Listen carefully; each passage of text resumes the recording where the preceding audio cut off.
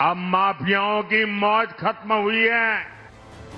उत्तर प्रदेश के मुख्यमंत्री योगी आदित्यनाथ की समर्थकों और विरोधियों के बीच अलग अलग छवि है। समर्थक कहते हैं कि उनकी सख्त नीतियों से राज्य में अपराध पर लगाम लगी है और कानून व्यवस्था बेहतर हुई है, लेकिन विरोधियों का दावा है कि ऐसे मामलों में इंसाफ अदालतों को ही करना चाहिए।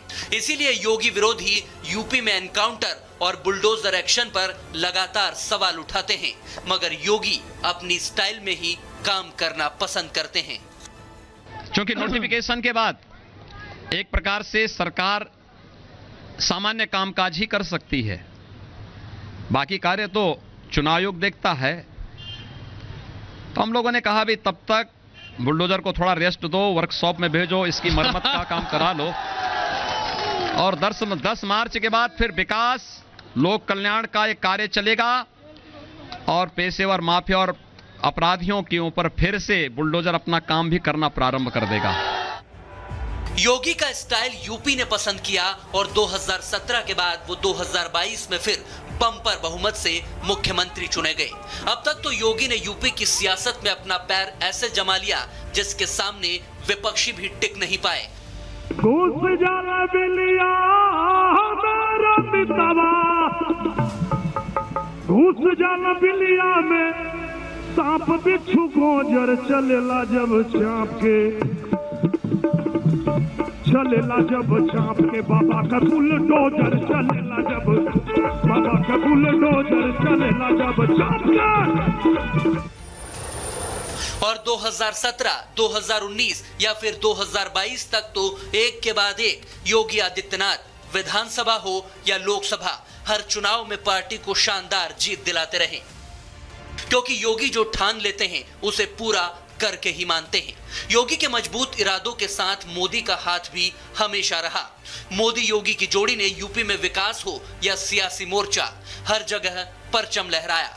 यूपी में योगी ही बीजेपी के लिए उपयोगी साबित हुए और योगी ने यूपी को काफी आगे बढ़ाया।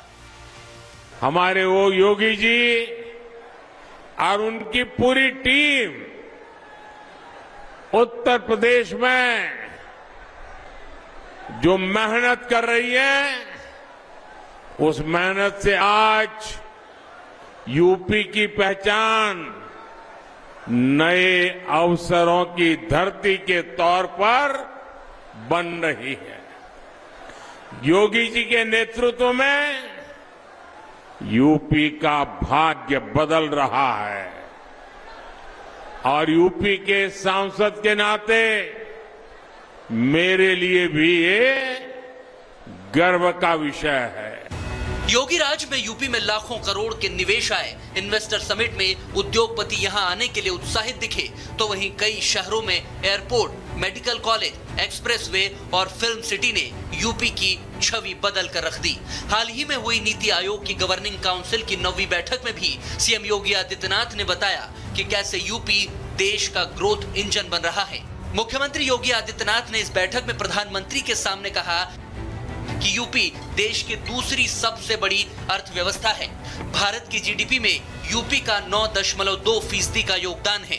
7 सालों में उत्तर प्रदेश में प्रति व्यक्ति आय 2 गुना हो चुकी है और योगी आदित्यनाथ ने यूपी में $1 ट्रिलियन इकोनॉमी बनाने का टारगेट रखा है।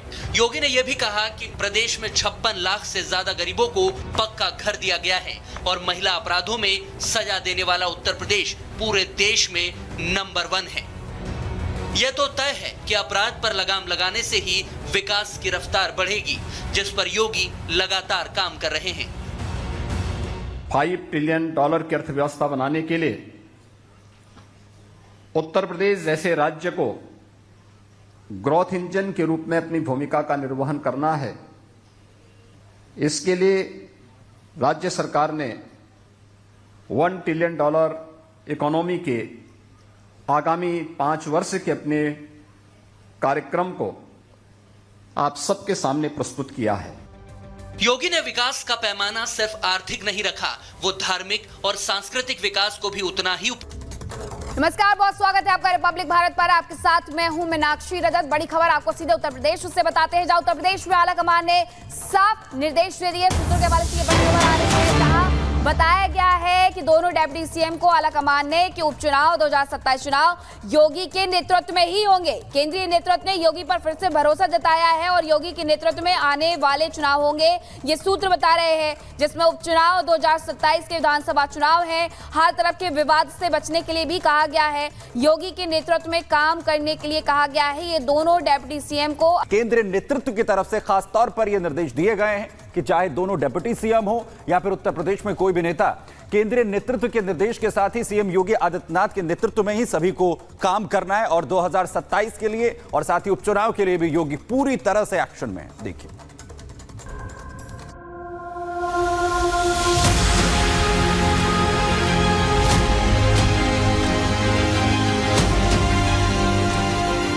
यूपी में चल रहे ये हजारों करोड़ रुपए के प्रोजेक्ट आने वाले वर्षों में भारत की प्रगति का बड़ा आधार बनेंगे।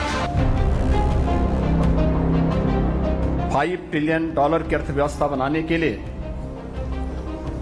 उत्तर प्रदेश जैसे राज्य को ग्रोथ इंजन के रूप में अपनी भूमिका का निर्वहन करना है।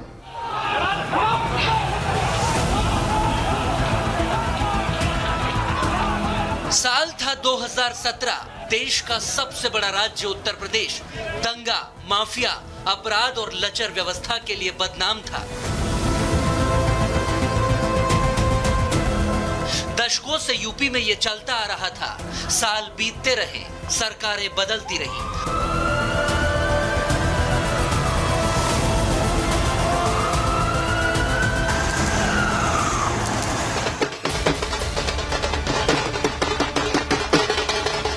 और फिर एक दिन यूपी के भाग्य का सूरज उगा, कमल खिला और सीएम की रेस में बड़े बड़े दिग्गजों को पछाड़कर एक भगवाधारी के हाथ में उत्तर प्रदेश की कमान आई।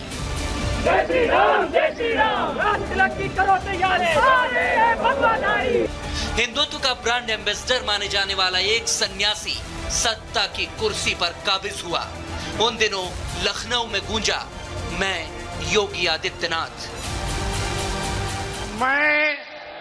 मैं आदित्यनाथ योगी ईश्वर की शपथ लेता हूं। योगी की यह शपथ उत्तर प्रदेश के विकास पथ पर दौड़ने की गारंटी थी, क्योंकि लगातार 5 बार गोरखपुर से सांसद रहे योगी अब दिल्ली नहीं बल्कि लखनऊ से सूबे की कमान संभाल चुके थे। विकास को रफ्तार देनी थी, जनता की उम्मीदों को पूरा करना था, तो योगी काम में जुट गए। योगी लक्ष्य लेकर चले कि उत्तर प्रदेश को दंगा मुक्त प्रदेश बनाना है, उत्तर प्रदेश से माफिया का सफाया करना है। अपराध पर योगी का जीरो टॉलरेंस था और यूपी को भारत का ग्रोथ इंजन बनाना था। हर मोर्चे पर विकास ही योगी का लक्ष्य है।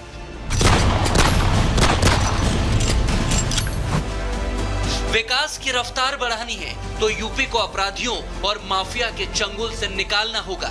योगी ये बात बखूबी जानते थे, तभी तो उन्होंने अपना पहला ही लक्ष्य क्राइम फ्री यूपी को बनाया।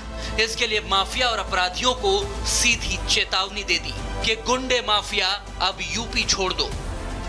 अपराध और अपराधियों के प्रति जीरो टॉलरेंस की नीति के तहत जो कार्य प्रारंभ हुआ, आज उसका परिणाम है।